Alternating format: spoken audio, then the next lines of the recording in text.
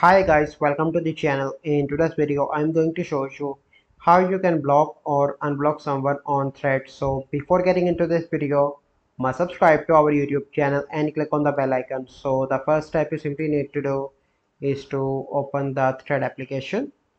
Once you open, you simply need to select any profile that you want to block, and the first step you simply need to click on the name and click on three dots, and here you can see different options. You simply need to click on block and click on block again. So now this person is blocked. So now I'm going to show you how you can unblock. So you simply need to open thread application, click on profile in the right bottom and click on two bars on the top right.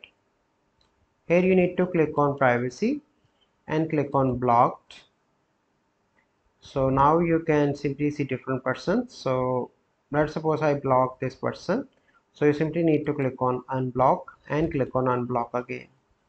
So now it is unblocking. So this is the process. I hope you find this video helpful.